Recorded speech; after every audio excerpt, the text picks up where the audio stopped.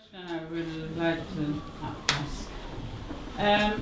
Why is it that, well, is there a book about hanging ditch in near there's a place near the cathedral called Hanging Ditch where they used to sell the slaves.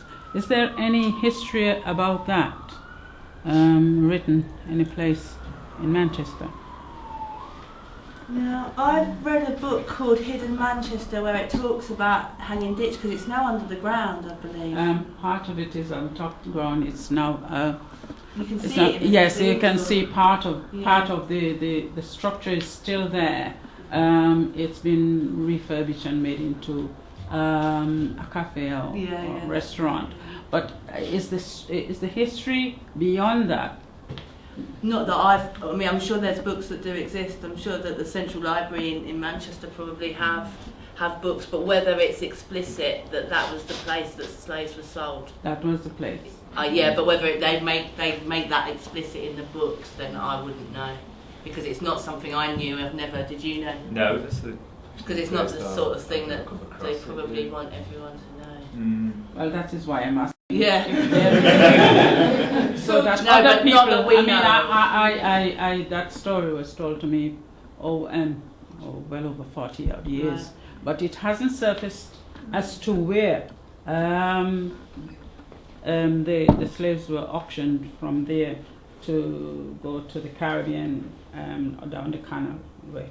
You know, I mean, we learned about Liverpool, but we haven't.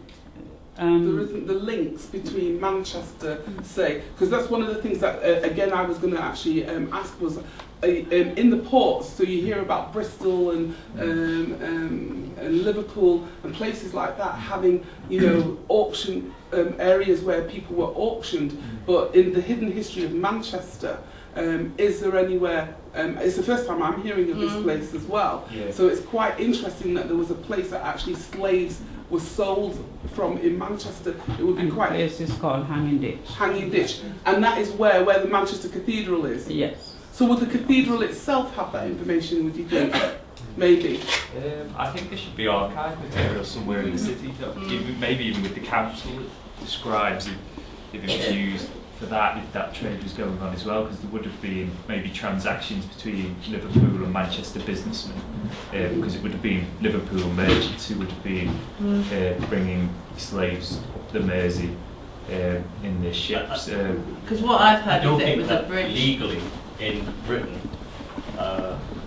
slavery was allowed to exist. Yeah, I think therefore you couldn't sell a slave that was physically here. Yeah. I think it's only so that it might have been a paperwork exercise. Of the entire, out of 100% over the whole period, I think they say it's about 4% of individuals were brought back to Britain. And what tended to happen there, they'd go and work in these great houses for the people who most probably own these bonbonniers. So if you see a lot of artworks from the period around the 1700s and 1800s, you tend to see black members of the family who would have been household servants, and again that would have been years later. I mean, I would suggest this is a good research exercise for those who are really interested in their history to go back. You must, and find out something about it. We are talking about when you say that the rich people, only the rich had black slaves. We are talking about actually selling slaves and Hanging Ditch. What happened there? Just like you talk about the war at St. Peter's Square. I mean, there is something that you can go into the library and ask and find something out. If they haven't got it, they'll get it.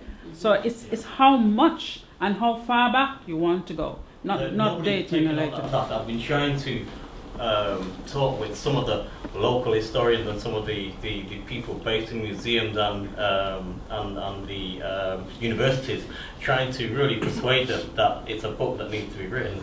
I've not been successful so far. Everyone kind of holds a mirror at me and says, "You write it," then, But certainly, it's a book that's missing and should be put together. Whenever I've heard the reference, it's called Hanging Bridge. hanging ditch. Yeah, but that's whenever I've heard the reference to it, it's referred to as hanging bridge. So that might be trying to cover it up, or I don't know. But that's when the Revealing Histories programme first sort of started to come together, which is about 2 years ago actually. One of the things that was organised through Manchester Museum actually was an academic group, advisory group, made up of people who studied the history of the transatlantic slave trade. And actually one of the key things that they have said in being involved in it was that the history of slavery in Britain is always written up in terms of Bristol, Liverpool and London. And actually with Liverpool on our doorstep, the history of the Greater Manchester area and its relationship with the slave trade and supplying goods for the ships that went out of Liverpool is an unwritten history. It is there, but it's not written. And one of the things actually that perhaps we need to take from this programme this year, to go back to that academic group and the different universities in Manchester and the Centre for Local History Research, is that is a piece of research, that the information, the raw material is there, but it's not actually been put together in a published form. And that's a really important finding from this year, I think.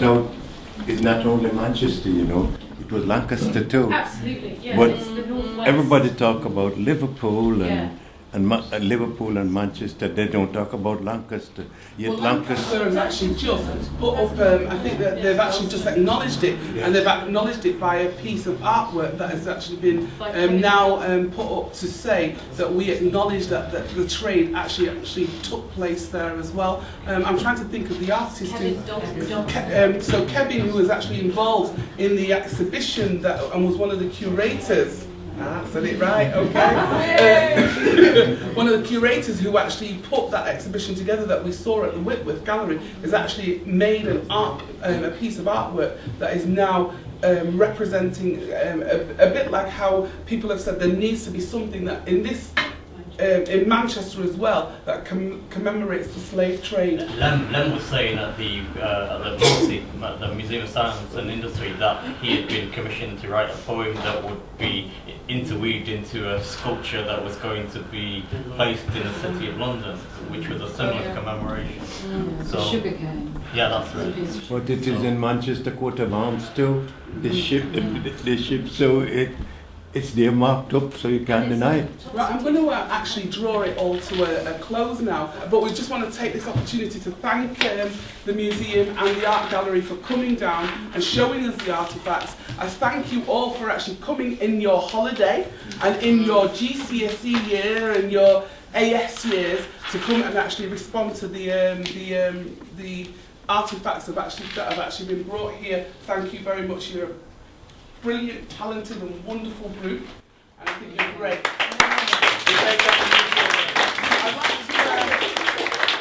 I'd like to also thank Amazing Heights and Ian Bob for actually also contributing his pictures. Thank you, Peter, for organising it. Thank you, James and Frankie also for bringing this together.